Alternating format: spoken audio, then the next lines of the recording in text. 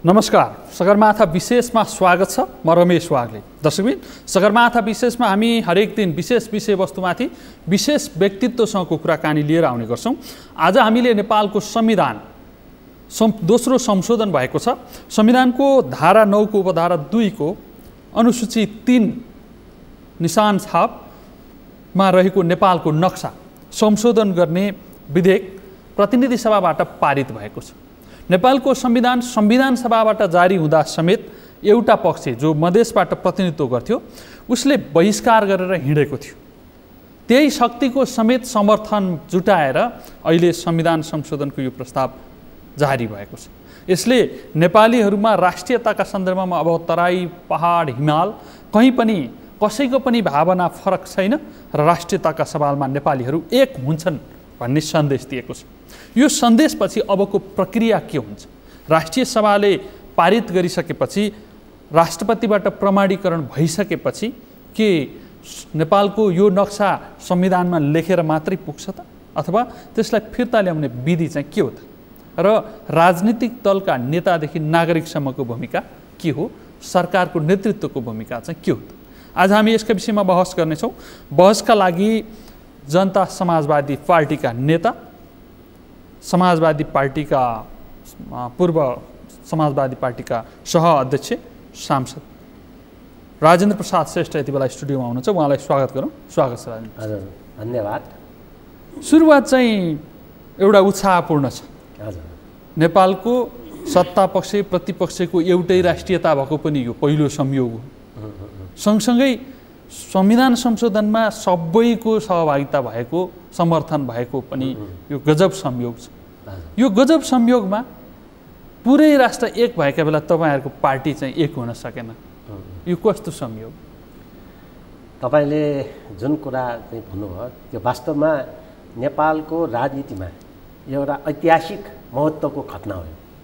किन भन्दाखेरि नेपालको भूमिसँग सम्बन्धित होइन, नेपालको सार्वभौमिकता, भू अखण्डता, भौगोलिक अखण्डता चाहिँ यो आफ्नो आत्मनिर्णय गर्ने क्षमता होइन, यसको सन्दर्भमा मलाई के लाग्छ भने यो पटकको जुन चाहिँ निशान छाप परिवर्तनको सन्दर्भमा प्रस्ताव आयो, यो प्रस्तावमा को प्रतिपक्ष को सत्तापक्ष सबै एकजुट भएर एउटा सन्देश विश्वलाई दिएको छ र यो चाहिँ इतिहासमा एउटा स्वर्ण अक्षरले अङ्कित हुन्छ। किन भन्दाखेरि कुनै पनि देशभक्त नागरिकहरू आफ्नो 1 इन्ची भूमि पनि छोड्न तयार हुँदैन। यस हिसाबले यस्तो मामलामा चाहे ओली सरकारले ल्याओस् चाहे अरू कुनै गभर्मेन्टले ल्याओस्, त्यसमा चाहिँ हाम्रो एकरूपता हुनुपर्दछ भन्ने मान्यताका आधारमा हामीले गऱ्यौँ। यद्यपि तपाईँहरू सबैलाई थाहा छ संविधान संशोधनका सन्दर्भमा हाम्रा अलग मुद्दाहरू छन्। 23 बुँदे चाहिँ संशोधन प्रस्ताव हामीले पनि दर्ता गरेका छौँ गैर सरकारी विधेयकको रूपमा। तर हामीले चाहिँ यो सन्दर्भमा होइन नेपालको भौगोलिक अखण्डताका लागि सर्वसम्मतिले यसलाई पारित गरायौँ।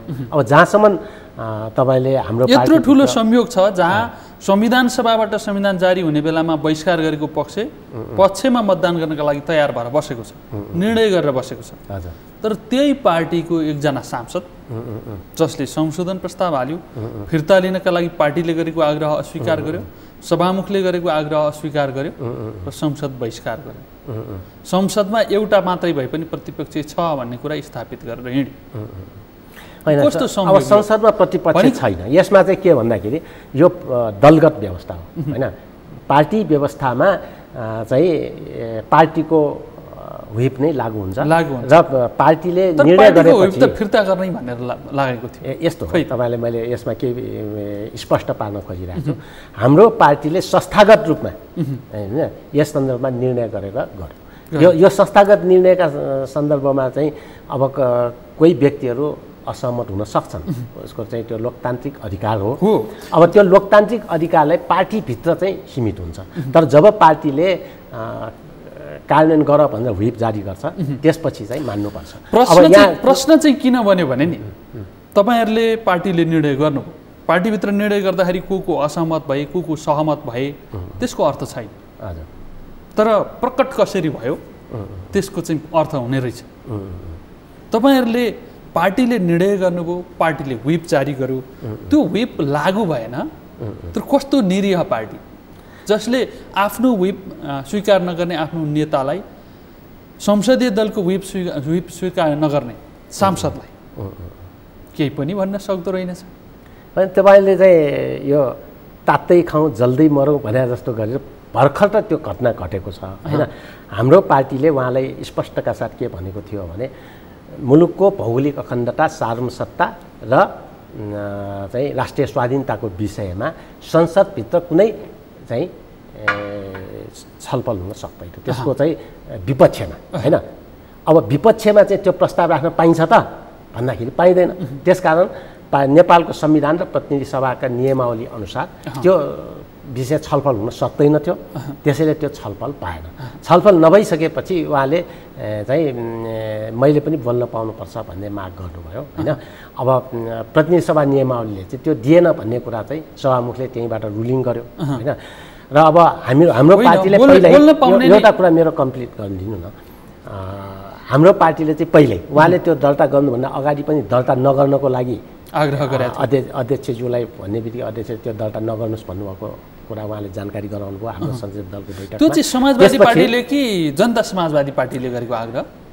अब यो त तपाईँहरूले बुझिराख्नु भएकै छ कि हामी जनता समाजवादी पार्टी राजनीतिक रूपमा जन्मिसकेका छौँ हैन। त्यसैले हामी दुईटैको संयुक्त बैठक पनि अनौपचारिक रूपमा भएका छन् हैन। र अब यतापट्टि चाहिँ अब कानुनी ढङ्गले भन्ने हो भने, टेक्निकल्ली भनौँ न, कानुनी ढङ्गले भन्ने हो भने जबसम्म निर्वाचन आयोगबाट प्रमाणपत्र चाहिँ प्राप्त हुँदैन, उहाँहरूले पनि संसदमा राष्ट्रिय जनता पार्टीकै प्रतिनिधित्व गर्नुहुन्छ, हामीले पनि संसदमा समाजवादी पार्टीकै प्रतिनिधित्व गर्छौँ। त्यसैले समाजवादी पार्टीको संसदीय दलको बैठकले नै उहाँलाई चाहिँ त्यति बेला नगर भनिसकेपछि पनि उहाँले त्यो गरेको देखियो। र दोस्रो चाहिँ के भयो भने त्यसपछि उहाँलाई चाहिँ त्यो फिर्ता लिनका लागि प्रमुख सचेतक मार्फत उहाँलाई पत्राचार पनि गरियो र त्यसपछि पनि उहाँले फिर्ता गर्नु भएन। त्यहाँबाट चाहिँ अब लास्टसम्म पनि उहाँलाई त्यो अप्सन दिएकै थियो र संसदमा आउन नसक्ने विषय हैन भइसकेपछि पनि उहाँले त्यहाँ बोल्न खोज्नु हुँदाखेरि केही समस्याहरू पाए र उहाँले चाहिँ अनि अब बाहिर त्यसबारे प्रतिक्रिया दिएको देखियो। प्रतिक्रिया दिँदै गर्दाखेरि अब यसबारे दुईटा च्यालेन्ज गर्नुभयो। एउटा तपाईहरुको पार्टीलाई च्यालेन्ज गर्नुभयो कि नेकपाले लिएको राष्ट्रियता नै समाजवादी जनता समाजवादी पार्टीका लागि पनि हो भने यो पार्टी किन चाहियो, यसलाई नेकपामा मर्ज गरिदिए भइहाल्यो नि, एउटा प्रश्न। अर्को प्रश्न उहाँको के थियो भनेदेखि महिलाहरूलाई अपमान गर्दाखेरि बङ्गलादेश जन्मियो, हर्जगोविना जन्मियो हैन। यो कुरा चाहिँ सबैले राम्रोसँग बुझ्नुहोस् भनेर उहाँले चुनौती गर्नु। त्यो चुनौती सुन्दाखेरि तपाईँलाई कस्तो लाग्यो? अब तपाईँले एकैचोटि दुईटा प्रश्न सोध्नुभयो, त्यसकारण चाहिँ हतार नगरिकन मेरो जवाफ सुन्नु हैन। धेरै लामो पनि नगरौँ। मैले चाहिँ प्रश्नका साथ के भन्छु भने अब जहाँसम्म उहाँले भन्नुभएको पहिलो पार्टीमाथिको प्रश्न, पार्टीमाथिको प्रश्नको कुरा छ। पार्टीले त स्पष्टका साथ त्यो निर्णय गरेरै भनिसकेपछि त्यो सकिगयो। अब पार्टीले आफ्नो चाहिँ प्रक्रियाहरू जे छन् त्यसअनुसार अगाडि बढ्ने कुरा हो हैन। अब यतापट्टि तपाईँले जुन भन्नुभयो कि बङ्गलादेश हैन बा चाहिँ यो हर्जगोविनाको केस, यो त्यस्तो केस होइन। किनभने बङ्गलादेश कसरी जन्मे भन्ने सन्दर्भमा सबैलाई थाहा छ कि बङ्गलादेशमा भाषिक पक्षपात भइसकेपछि धेरै टाढा टाढा त्यहाँ चाहिँ अब उर्दू भाषा लाडेपछि त्यहाँका जनताले विद्रोह गरे। विद्रोह गरिसकेपछि अब हिजो भारत र पाकिस्तान विभाजन हुँदा त्यहाँ चाहिँ कम्युनिटीको आधारमा पाकिस्तानमा मुस्लिम कम्युनिटीलाई आधारित बनाएर गरिएको थियो हैन, ब्रिटिसले चाहिँ छोडेर जाँदा। र पछि चाहिँ त्यहाँ के भयो, अब त्यो एउटा इस्ट पाकिस्तान अर्को वेस्ट पाकिस्तान जस्तो हुन गइरहेको थियो र भाषा बिल्कुल फरक थियो। त्यस्तो स्थितिमा भाषिक एकाधिकार र विशेषाधिकारको विरुद्धको विद्रोह भएको, त्यस कारणले गर्दा जन्मियो। अरू पनि त्यहाँ चाहिँ अब महिला, यहाँ सुन्नुहोस् न, पाकिस्तानी सेनाले त्यो पनि म भन्दैछु त्यस्ता घटनाहरू पनि भयो होला तर त्यो मुख्य घटनाको रूपमा त्यो थिएन। त्यसकारण संयुक्त राष्ट्रसङ्घले पनि अहिले जुन दिन बङ्गलादेश मुक्त भयो त्यो दिनलाई विश्व भाषा दिवस भनेर मनाउँछ। किन भन्दाखेरि त्यो नै यस्तो एउटा चाहिँ माइलस्टोन थियो जहाँबाट बङ्गलादेश छुटिए होइन। अब बोस्निया हर्जगोभिनाको केस त अलग्गै हो, त्यहाँ युगोस्लाभियामा कम्युनिस्ट शासन थियो। त्यो कम्युनिस्ट शासनको विरुद्ध त्यहाँको चाहिँ प्रान्तीय संसदहरूले होइन आफ्नो आत्मनिर्णय गरेर चाहिँ उनीहरू छुट्टिएका हुन्। हिजो युगोस्लाभिया कसरी बनेको थियो भन्दा चाहिँ उहाँले जोडेको कुरा चाहिँ आत्मनिर्णयसँग ज्यादा फोकस भए जस्तो देखिन्छ होइन। अब हाम्रो पार्टीले चाहिँ त्यसरी उत्पीडित राष्ट्रियताहरूलाई सङ्घीय शासनको माध्यमबाट समान अधिकार दिनुपर्छ र चाहिँ उत्पीडित अरू चाहिँ अब श्रमजीवी वर्गहरूलाई गरिब निमुखा विपन्नहरूलाई समाजवाद मार्फत दिनुपर्छ। त्यसकारण हाम्रो पार्टीले दुईवटा चाहिँ मेजर सिद्धान्तको रूपमा सङ्घवाद र समाजवाद भन्यो होइन। फेडरलिजम र सोसियलिजमलाई त्यसरी टु इजमको रूपमा लियौँ र त्यसो भनिरहँदाखेरि राष्ट्रियताको सन्दर्भमा पनि हाम्रो व्याख्या र नेकपाले गर्ने व्याख्या फरक छ। अघि तपाईँले त्यो गर्नुभयो राष्ट्रियता भनेको के हो भन्दा समान भाषा संस्कृति होइन समान आर्थिक जीवन एउटै भूगोलमा सहजीवन गरिरहेका होइन हामी भन्ने एउटा भावना भएका साइकोलोजिकल हुन्छ नि एउटा त्यस्तो फेनोमेनन भएका त्यस्तो समुदाय राष्ट्रियता हो। त्यसकारण मैले अस्ति संसदमा बोल्दाखेरि पनि नेपालमा आन्तरिक राष्ट्रियताहरूको एकता जरुरी छ। त्यो आन्तरिक राष्ट्रियताहरूको एकताले नै देशलाई बलियो बनाउँछ र बाह्य राष्ट्रहरूसँगको नेगोसिएसनमा टेबलमा पनि हामीलाई एकदम बलियो बनाउँछ। त्यसकारण आन्तरिक राष्ट्रियताको सुदृढीकरण बिना बाह्य राष्ट्रियताको कुरालाई सुदृढ गर्न सकिँदैन र बाह्य शक्तिसँग टेबलमा राम्रो पहल गर्न सकिन्न भन्ने कुराहरूले गर्यो। त्यसैले नेकपाले भूमिलाई राष्ट्रियता मानिरहेछ भने त्यो गलत कुरा हो होइन। भूमि भनेको चाहिँ सिमानाको कुरा हो, त्यो भौगोलिक अखण्डताको कुरा हो। त्यस हिसाबले बुझ्नुपर्छ र राष्ट्रियता भनेको चाहिँ राष्ट्रियता त्यसमा पनि जोडी जनसङ्ख्या र भूगोल त्यो भावना पनि हो नि। तपाईँले भनेको जस्तो त्यो जस्तो आम नागरिकको एकअर्का हरेकको सम्मान पनि होला तर भावना त जमिनसँग पनि जोडिन्छ। त्यो दुईटै कुरा भने नि तपाईँले जमिनको कुरा पनि मैले गरेँ। अब रह्यो मैले तपाईँलाई यति व्याख्या गराउनुको एउटा कारण के थियो भने तपाईँहरूको पार्टीलाई चुनौती गर्ने राष्ट्रको सिङ्गो संसद एकातिर लागेका बेला चुनौती गर्ने सांसदमाथि अझ उहाँले त अर्को देश कसरी जन्मियो भनेर चुनौती गर्दै गर्दा यहाँ अर्को देश जन्मिन सक्छ भन्ने खालको चुनौती पनि खडा गर्नुभएको छ होइन। यो कुरालाई तपाईँहरूले सिरियसली नलिएको कि उहाँको भाषा नबुझेको कि उहाँको स्पष्टीकरण सोध्ने होइन उहाँलाई अब के गर्ने भन्ने सन्दर्भमा त यो विषय त अलिकति बढी चासोको बढी हतारो गर्नुपर्ने खालको विषय पनि होला नि होइन।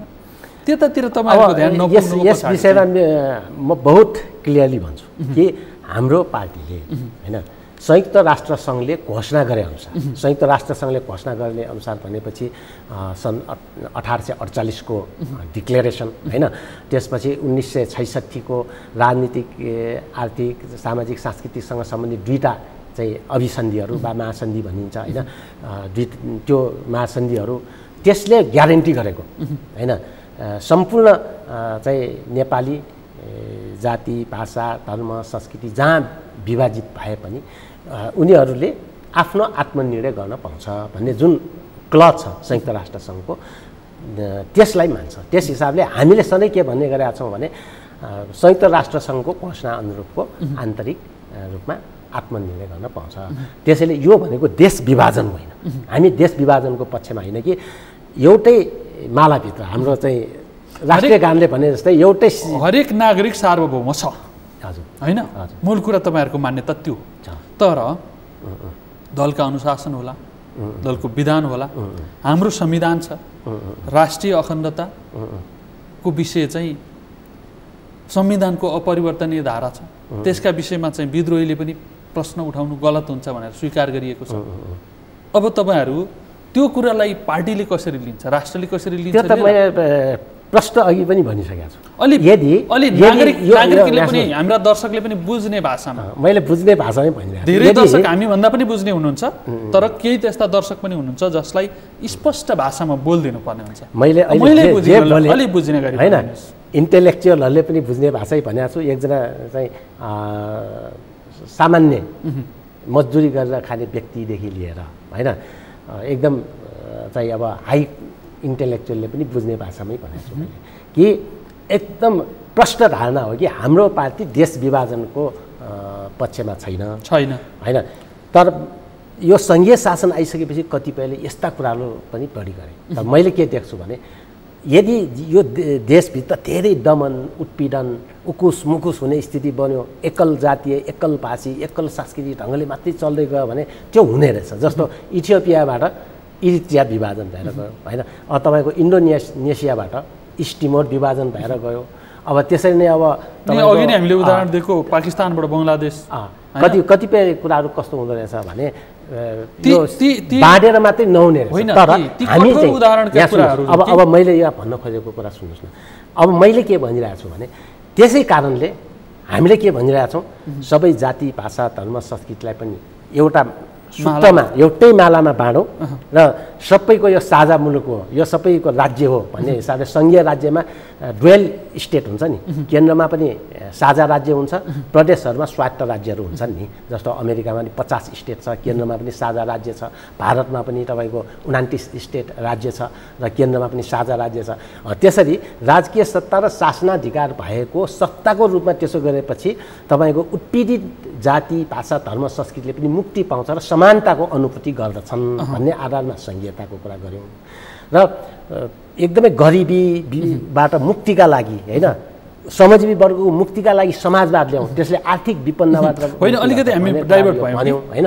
अब यी सबै कुरालाई उ गरेपछि विभाजन गर्नुपर्ने त्यस्तो स्थिति आउँदैन। त्यसकारण विभाजनलाई रुटैबाट जडैबाट उखेल्नकै लागि हाम्रो पार्टी जन्मियो नि त। त्यसकारण हाम्रो पार्टी त्यसरी जन्मिएको पार्टीलाई च्यालेन्ज गर्ने सांसद नेता त्यही पार्टीमा जन्मियो। अब तपाईँहरूसँग अब नैतिक प्रश्न छ कि मैले बुझिने भाषामै भन्नुहोस् भन्दै तपाईँ अलि रुमल लिनुभयो जस्तो लाग्यो। सिधा आम नागरिकले सुन्न खोजेको कुरा चाहिँ अब तपाईँहरू सरिता गिरीलाई सांसदबाट पार्टीको केन्द्रीय समितिबाट कारबाही गर्ने हैसियत राख्नुहुन्छ अथवा त्यो पनि उहाँको आत्मनिर्णयको अधिकार हो भनेर हेर्नुहुन्छ? त्यो त अब पार्टीभित्र उहाँले आफ्नो चाहिँ लोकतान्त्रिक अधिकार पूर्ण रूपमा उपयोग गर्न पाउनुहुन्छ, पाउनुहुन्छ र हिजो पनि पाएको थियो, आज पनि पाउँछ होइन। तर जब पार्टीले सामूहिक रूपमा छलफल गरेर निर्णय गर्यो नि होइन, अब के कुरा के हुन्छ, हाम्रो पार्टीभित्र freedom of discussion unity in action यो दुईवटा कुरा हुन्छ होइन। वैचारिक रूपमा स्वतन्त्रता हुन्छ, कुरा राख्ने स्वतन्त्रता हुन्छ, तर कार्यान्वयनमा एक रूपमा ल्याउनुपर्छ। र नेपालको संविधानको विरुद्ध नेपालको संविधानको मा भएको व्यवस्था होइन, मुलुकको सिमानासँग सम्बन्धित भौगोलिक अखण्डतासँग सम्बन्धित विषयमा त्यस्तो गर्न पाइँदैन, त्यसको विपक्षमा जान पाउँदैन। त्यसकारण हामीले रोक्न खोज्दै पनि उहाँले अब त्यो दिनुभयो। अब यसको सन्दर्भमा अब के गरिन्छ भन्ने तपाईँको जुन जिज्ञासा छ, सायद आम नेपालीहरूले पनि यो जिज्ञासा राखिरहेको होला। पार्टी पनि एउटा सिस्टममा चल्छ, कुनै पनि पार्टी एउटा सिस्टममा चल्छ। अब यसमा दुईवटा कुरा आकर्षण हुन्छ। एउटा कुरा चाहिँ के हुन्छ भने पार्टीको आफ्नो विधान र पार्टीको संसदीय दलका विधानहरू हुन्छन् र त्यसअनुसार चाहिँ पार्टी विधान अनुरूपको काम अगाडि बढ्छ होइन। पार्टी विधानले संसदीय दलको व्यवस्था छ होइन। अब त्यसपछि तपाईँको चाहिँ यो दलसँग सम्बन्धित राजनीतिक दलसँग सम्बन्धित ऐन कानुनहरू छन् होइन। अब यी दुईटाको आधारमा उहाँसँग चाहिँ त्यसबारे के गर्नुपर्ने हो होइन, त्यो सबै प्राकृतिक न्यायको सिद्धान्त अनुसार स्पष्टीकरण सोध्नु होला। अब त्यहाँ जे व्यवस्था छ त्यो सबै प्रक्रियामा हामी अगाडि बढ्छौँ। अहिले सिधा कारबाही गर्छु चाहिँ गरिन्छ चाहिँ भन्ने स्थिति रहेन होइन। त्यो त मैले भने नि एक्सनमा जाने भन्नुको मतलब चाहिँ के हो भन्ने कुरा त्यो दलसँग सम्बन्धित कानुन मुख्यतः अब आकर्षण त्यो संसद हो नि त। संसदका सन्दर्भमा दल सम्बन्धी कानुन नै मुख्य रूपमा आकर्षित हुन्छ र त्यस कारणले गर्दाखेरि हामीले संसदको अब प्रतिनिधि सभाको नियमावलीहरू त्यो सबैको आधारमा नै हामी अगाडि बढ्छौँ। दल सम्बन्धी कानुनले त पार्टीको कुराहरू हाम्रो पार्टीमा रहनु भएन भनेर तपाईँहरूले सिफारिस गर्नुभयो भनेदेखि उहाँको संसदको सदस्यता खारेज हुन्छ होइन। अब सम्बन्धी कानुनले गरेको व्यवस्था त्यही नै हो। त्यसबारे अब आवश्यक निर्णय पार्टीले गर्छ। पार्टीले गरेपछि नै मैले भन्न सक्छु राजेन्द्र श्रेष्ठ सुपर सिसी त होइन नि होइन। राजेन्द्र श्रेष्ठको सन्दर्भमा स्वयं सरिता गिरीले पनि प्रश्न उठाउनु भएको छ र उहाँले के भन्नुभएको छ भनेदेखि पार्टीको व्हिप राजेन्द्र श्रेष्ठलाई नलाग्ने, सरिता गिरीलाई लाग्ने भन्ने हुन्छ। पार्टीको व्हिप भने पनि दुई खाले हुन्छ। हिजो उहाँले प्रश्न गर्नुभएको छ नि, अब उहाँले के सन्दर्भमा भन्नुभयो मलाई चाहिँ त्यति यही सन्दर्भ जहाँ संविधान संशोधनको विधेयक आएको थियो त्यसमा पार्टीले निर्णय गर्नु अगाडि तपाईँ समर्थन गर्छौँ भनेर समर्थनमा बोलिसक्नुभयो। त्यति बेला तपाईँलाई स्पष्टीकरण सोध्नु, रोक्नुहोस्, किन बोल्नुभयो भन्नु जरुरी पार्टीले सम्झिएन। तर सरिता गिरीले संशोधन प्रस्ताव हालेपछि पार्टीले त्यो आवश्यकता सोच्यो, विभेद त देखियो नि होइन। यो चाहिँ उहाँले यसलाई पुरुष र महिलाका बिचमा रहेको विभेदसँग पनि जोड्नु भएको छ। मलाई लाग्छ यो उहाँको बुझाइमा रहेको कमजोरी हो। म किन यो बुझाइमा रहेको कमजोरी ठान्छु भने हाम्रो पार्टी अविच्छिन्न रूपमा चाहिँ चल्दै आएको छ होइन। र हाम्रो पार्टीले विगतमा अहिले त समाजवादी पार्टी छौँ होइन, समाजवादी पार्टी बन्नुभन्दा अगाडि जुन बेला लिपु लेखसँग सम्बन्धित विषयमा भारत र चीन बीच सन् 2015 को मे 15 का दिन सम्झौता भयो नि, त्यति बेलै हाम्रो पार्टीका अध्यक्ष, त्यति बेला हामी सङ्घीय समाजवादी फोरम थियो, उपेन्द्र यादवजीले चाहिँ एउटा प्रेस विज्ञप्ति दिनुभएको थियो र त्यसमा चाहिँ प्रष्टका साथ होइन हामी सुगौली सन्धिबाट निर्धारित भएको सीमा अनुसार जान्छौँ भन्ने कुराहरू उहाँले भन्नुभएकै छ। त्यसपछि हामीले राजनीतिक प्रतिवेदनको कुरा गर्ने हो भने राजनीतिक प्रतिवेदनमा पनि यो कुरा उल्लेख छ। अब त्यसपछिको मैले अविच्छिन्नताको कुरा गरिरहेको छु, अनि समाजवादी पार्टी बनिसक्यो होइन, अहिले त हामी समाजवादीको रूपमा छौँ कानुनी रूपमा। र समाजवादी पार्टी बनिसकेपछि पनि सङ्घीय परिषदमा त्यसको अध्यक्ष डाक्टर बाबुराम भट्टराई हुनुहुन्छ र उहाँले प्रस्तुत गर्नुभएको राजनीतिक प्रतिवेदनमा पनि प्रष्टका साथ सुगौली सन्धिले निर्धारित गरे बमोजिमको होइन नेपालको टेरिटोरी होइन, टेरिटोरी नेपालको हो र लिपुलेखसँग सम्बन्धित विवादमा भारत र चीनले जुन चाहिँ गरेको छ त्यस कुरालाई चाहिँ नेपालसँग पनि सरकार राख्छ भन्ने कुरालाई प्रश्न पारिएकै छ। र त्यस पश्चात पनि अस्ति भर्खरकै घटना जनता समाजवादी पार्टी बनिसकेपछि पनि अहिले हामीले राजनीतिक रूपमा बने पनि कानुनी रूपमा अहिले समाजवादी नै भएकोले हाम्रो पार्टीबाट जब यो पिथौरा गढदेखि चाहिँ यो लिपुलेखसम्म जोड्ने बाटो भारतले बनायो र त्यहाँको गृहमन्त्रीले उद्घाटन गर्यो, त्यसको लगत्तै पार्टीको फरेन डिपार्टमेन्टले होइन फरेन डिपार्टमेन्टले एउटा प्रेस विज्ञप्ति दियो। त्यसमा पनि सुगौली सन्धिको धारा 5 अनुसार होइन त्यसभन्दा पूर्वको होइन काली नदीभन्दा पूर्वको चाहिँ भूमि हाम्रो हो भनिएको छ। अब काली नदी कुन हो भन्ने कुरामा त विवाद छैन, किन छैन भने जबरजस्ती चाहिँ विवाद बनाएर हुन्न। अब यहाँ चाहिँ यो रङ चाहिँ के हो, यो एउटा रङ छ नि यहाँ होइन, अब यसलाई मैले कालो भने त्यो के मैले कालो भन्नेमा प्रमाणित यो कालो प्रमाणित हुन्छ र हुँदैन, यो त जे हो त्यही हो नि त होइन।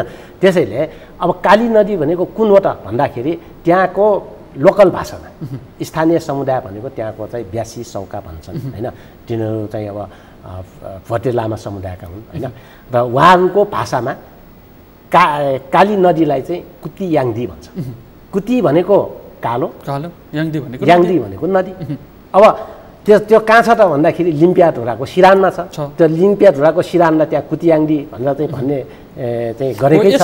अब यस हिसाबले अब मैले भन्न खोजेको त्यसबाट नै के भने काली नदी कुन हो भन्ने कुरा त विवादै गर्न नपर्ने कुरा, तर चाहिँ यहाँ धेरै विवादहरू नियत खराब भइसकेपछि विवाद त उठिसकेपछि मैले भन्न खोजेको कुरा यो श्रृङ्खलाबद्ध कुरा मैले जुन भने यो श्रृङ्खलाबद्ध कुराले राजेन्द्र श्रेष्ठले चाहिँ पार्टी निर्णयको कहीँ उल्लङ्घन गरे होइन। राजेन्द्र श्रेष्ठले बोलेको हो के अर्थमा बोले म तपाईँलाई यो भन्छु, किन भन्दाखेरि जब मेरै बारे प्रश्न उठ्छ भने त मैले जवाफ त दिनु पर्यो। जस्तो मैले स्पष्ट भनेको हो कि 23 बुढाको संविधान संशोधन प्रस्ताव प्रस्तुत भइरहेको बेला केही मानिसहरूले केही नेताहरूले अब निशान छापलाई समर्थन चाहिँ गर्नुभन्दा अगाडि होइन हाम्रोलाई पनि सँगै ल्याउनुपर्छ, गर्नुपर्छ, हाम्रोलाई समर्थन गरे गर्छु, हामीलाई नगरे गर्दिनँ भनेर यो चाहिँ काउन्टरको रूपमा जब त्यो आयो मलाई धेरैले सोधे, किनभने पोलिटिकल बार्गेनिङ त थियो हैन। 23 बुढेमा एकजना हस्ताक्षरकारी म हुँ, त्यसले गर्दाखेरि मलाई सोध्नु स्वाभाविक पनि थियो। त्यो सोद्धाखेरि मैले एकदम प्रष्ट भने कि सरकारी विधेयक मुलुकको भौगोलिक अखण्डता, राष्ट्रिय स्वाधीनता र सार्वभौमसत्तासँग सम्बन्धित छ। यसमा कहीँ कुनै हाम्रो 23 बुढासँग यो चाहिँ सातफेर गर्ने सौदाबाजी होइन भन्ने कुरालाई मैले बहुत प्रष्टका साथ भने। अनि के गर्छ भन्दाखेरि हाम्रो लामो समयदेखिको विचारधाराको आधारमा हामी समर्थन गर्छौँ भन्ने कुरा मैले भने। अब मैले त श्रृङ्खलाबद्ध रूपमा मिलाएर भनेको छु होइन। अब होइन हाम्रोलाई गरे गर्छु, हाम्रो 23 बुढेलाई यही नगरे चाहिँ निशान छापमा हामी भोट हाल्दैनौँ वा एब्सेन्ट बस्छौँ, यस्ता कनेकौँ कुराहरू बजारमा आएको सन्दर्भमा म एकजना हस्ताक्षरकारी भएको नाताले र हाम्रो पार्टी तत्कालीन समाजवादी पार्टी भनौँ र अहिले पनि कानुनी रूपमा जीवित छ, यो पार्टीको अविच्छिन्न धारणाको आधारमा मैले चाहिँ प्रष्टका साथ हामीले भोट हाल्छौँ भनेकै हो। र अब त्यो कुरालाई चाहिँ पार्टीको निर्णय भएको छैन भन्ने कुरा हो भने त्यो उहाँको बुझाइमा कमजोरी हो। भनेको सरिता गिरीको हिजोको प्रस्तुतिले तपाईँहरूको पार्टीमा अब एउटा यही टपिकमा एउटा बैठक बस्न बाध्य पार्यो, एउटा निर्णय लिन बाध्य चाहिँ पार्यो होइन। के निर्णय लिन्छ भन्ने कुरा तपाईँ अहिले भन्न सक्नुहुन्न होला होइन, अब निर्णय लिन्छ भन्न त सक्नुहुन्छ होला। अब संसदीय दलले भएका कुराहरू चाहिँ अब पार्टी केन्द्रीय समितिलाई जानकारी गराउँछ, जानकारी गराइसकेपछि हामी बसेर छलफल गर्छौँ, के प्रक्रिया हुन्छ त्यो कानुनी प्रक्रिया अनुसार हामी अगाडि बढ्छौँ। तर अब जहाँसम्म यो संशोधनको प्रस्ताव उहाँको विद्रोह जुन चर्चाको विषय बनिरहेको छ नि, त्यो एउटा पाटो होला, उहाँलाई हेर्ने दृष्टिकोण पनि अर्को पाटो होला होइन। तर उहाँ नेपालको नागरिकता प्राप्त सार्वभौम नागरिक हो, एक दुई नेपालको संसदको पनि सार्वभौम सदस्य प्रतिनिधि सभाको। उहाँले प्रस्तुत गरेको संशोधनको प्रस्ताव खारेज भएको भए पनि तपाईँको खारेजी चाहिँ यो कारणले भइसकेको छ भनेर पहिले नै भन्नुपर्ने थियो होइन। खारेज नभएको भए त निर्णयार्थ प्रस्तुत नै गर्नुपर्ने थियो। त्यो कुरा चाहिँ संविधानको दफावार छलफलमा पहिला एकजना व्यक्तिको नाम बोलाइसकेपछि उहाँले उठिसकेपछि भोटिङ गरेपछि मैले तपाईँहरूको कुरा बुझेँ, अब म रुलिङ गर्छु भनेर सभामुखले रुलिङ गर्दै गर्दाखेरि के प्रक्रिया चाहिँ गजबसँग मिल्यो? अब सभामुखज्यूले त प्रश्न भन्नुभएको छ कि मैले होइन उहाँ त्योभन्दा अगाडि नै भित्र आउनुभएको थियो र भित्र आउँदाखेरि मैले प्रश्नका साथ यो मुलुकको सार्वभौमसत्ता, भौगोलिक अखण्डता र चाहिँ राष्ट्रिय स्वाधीनतासँग सम्बन्धित विषय भएको हुँदाखेरि यसको विपक्षमा छलफल गर्न पाइँदैन भन्ने कुरा स्पष्ट व्यवस्था छ संविधान र प्रतिनिधि सभा नियमावलीमा, त्यसअनुसार तपाईँको आउँदैन भन्ने कुरा उहाँले प्रश्न गर्नुभएकै छ। त्यो त उहाँलाई व्यक्तिगत रूपमा गर्नुभयो कि संसदमा त्यो प्रवेशै गराएको छैन। हेर्नुहोस्, संसदमा जुन कुरा प्रवेशै गराएको छैन त्यो त उहाँले दर्ता प्रक्रियामा संसद सचिवालयमा उहाँले दर्ताको लागि जानुभयो होइन। तर त्यसलाई चाहिँ संसदमा प्रवेश गराइएको छैन। संसदमा प्रवेश गर्ने र धेरै तरिकाहरू हुन्छन्। पहिला चाहिँ अब त्यो बाँडिदिन्छ सबैको होइन, सबैको पिजन होलमा बाँड्ने प्रचलन हुन्छ, कसैको पिजन होलमा राखेको छैन। त्यसपछि विचार गरियोस् भन्ने कुराहरू हुन्छ कुनै कुनै कुराहरूमा होइन। त्यसपछि चाहिँ अब तपाईँको पारित गरियोस् भन्ने हुन्छ, जस्तो अहिलेको यहाँ सुन्नुहोस् निशान छापको त्यो प्रक्रियामा गयो होइन। अब उहाँको संशोधनको प्रस्ताव चाहिँ देशको संविधान र कानुनसँग बाजिएको हुँदाखेरि त्यहाँ चाहिँ प्रस्तुत गर्न असमर्थ भयो। तर त्यहाँ सभामुखले के भन्नुभयो भनेदेखि छोटोमा तपाईँलाई समय दिन्छु भन्नुभयो होइन। मान्य सरिता गिरी तपाईँलाई म बोल्न दिन्छु छोटोमा भन्दाखेरि जब भोटिङ भयो त्यसपछि उहाँले तपाईँको संशोधन प्रस्ताव खारेज गरिएको छ, तपाईँ बस्नुहोस्। अब यो संसदमा पनि भोटिङले चल्न थाल्यो भने त होइन। यो सन्दर्भमा उहाँले जे कुराहरू चाहिँ त्यहाँ राख्नुभयो थोरै 2-4 लाइन उहाँले कुरा राख्नुभयो। त्यसपछि चाहिँ अब तपाईँले भने जस्तो कुराहरू पनि त्यहाँ देखा परेकै हो। र पछि चाहिँ अब त्यहाँ फेरि स्थिति कस्तो भने पुष्पकमल दाहाल प्रचण्डजीलाई बोल्नको लागि मञ्चमै डाकिसकेको थियो होइन। सामान्यतः त्यो डाकिसकेपछि सभामुखले समय दिनु नै हुँदैन थियो। त्यहाँनिर चाहिँ उहाँको केही समस्याहरू देखा पऱ्यो, केही प्राविधिक समस्याहरू देखा परेकै हो। तर जे होस् मुलुकको ऐन कानुनले नै प्रिभेल गर्छ हरेक कुरामा। भनेपछि समाजवादी जनता समाजवादी पार्टीले अथवा समाजवादी पार्टीले अगाडि लिएला होइन, त्यो निर्णय नगर्दासम्म चाहिँ नागरिकमा रहेका प्रश्नले उत्तर नपाउने भयो होइन। होइन, उत्तर त पाइसकेको छ नि। पार्टीलाई व्हिप जारी गर्यो, त्यो कुरा मानेन। अब पार्टीले चाहिँ यो उहाँको सन्दर्भमा थप कारबाहीको प्रक्रियामा जान्छ भन्ने कुरा त प्रष्टै भइसकेकै छ होइन। तर के गर्ने कसो गर्ने भन्ने कुरा त कुनै व्यक्तिले निर्णय गर्ने होइन नि त, संस्थाले गर्छ। कारबाही गर्छ, तर के कारबाही गर्छ भन्ने कुरा चाहिँ आउन बाँकी। दलमा त चाहिँ दलको नियम कानुन हुन्छ होइन, पार्टीको विधान हुन्छ, त्यसअनुसार नै अगाडि बढ्छ। मैले त्यसैले सुरुवातमै भने तातै खाउँ जल्दी बढौँ भनेर चाहिँ होइन कि त्यसको चाहिँ सम्पूर्ण कुराहरू नागरिकले आज सुन्न चाहेको कुरा के हो भने कारबाही हुन्छ, त्यो कारबाही कस्तो हुन्छ भन्ने कुरा चाहिँ पार्टीले निर्णय गर्ला होइन। हजुर, हस्, यतिन्जेलको यो महत्त्वपूर्ण विषयको माथिको विचार र यो महत्त्वपूर्ण समयका लागि तपाईँलाई धेरै धेरै धन्यवाद। मलाई अब बोलाएर यो महत्त्वपूर्ण समसामयिक विषयमा केही कुरा राख्ने अवसर दिनुभयो, यसको लागि म धन्यवाद दिन चाहन्छु। दर्शकबिन तपाईँलाई पनि धन्यवाद, यतिन्जेल हेरेर साथ दिनुभयो। कार्यक्रमको समय सकिएको छ, म सहित सम्पूर्ण युनिटलाई बिदा दिनुहोस्। सगरमाथा टेलिभिजन हेर्दै गर्नुहोला। नमस्कार।